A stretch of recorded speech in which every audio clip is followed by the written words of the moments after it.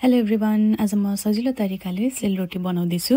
त्यसको लागि चाहिँ मैले 5 कप जति चामल चाहिँ मैले राति नै भिजाएर राखिसकेको थिएँ।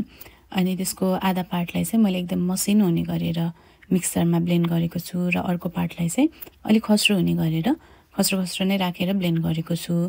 त्यसपछि चाहिँ यसमा मैले राखेको छु घिउ, अनि त्यसै गरी राखेको छु मैले कोकोनट पाउडर र राखेको छु स्वादअनुसार, कति गुलियो खाने हो त्यो अनुसार चिनी। त्यसै गरी मैले राखेको छु 1 पिन्च जति बेकिङ पाउडर र 1 पिन्च जति बेकिङ सोडा। त्यो राखेर राम्रोसँग चलाइसकेपछि चाहिँ मैले एउटा प्यानमा तेल तताउन राख्दिएँ।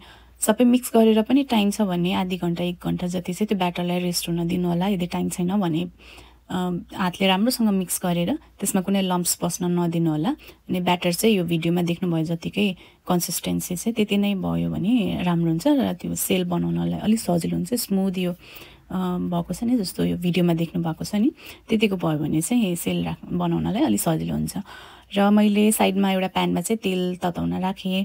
त्यसपछि मैले यो सेल बनाउनको लागि चाहिँ मसँग अरू कुनै भाँडाहरू थिएन, जस्तो त्यही भएर बोतल नै काटेर बोतलमा मैले 2 डाडु जति चाहिँ ब्याटर राख्दै यसरी गोलो गोलो गरेर घुमाउँदै बनाएँ।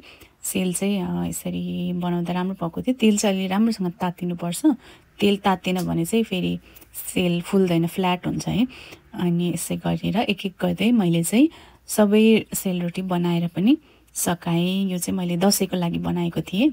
यसै गरी अब तपाईँहरूले पनि यदि अब आउँदै गरेको तिहारको लागि सेलरोटी बनाउँदै हुनुहुन्छ भने यो भिडियोमा देखाएअनुसारै बनाउन सक्नुहुनेछ। यो चाहिँ भयो एउटा सिम्पल तरिका।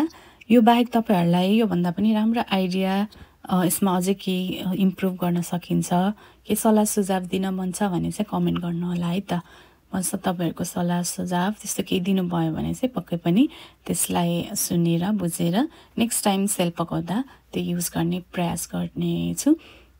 यदि हजुरहरूलाई यो भिडियो मन परेमा चाहिँ लाइक, कमेन्ट र सेयर गर्न नबिर्सिनु होला।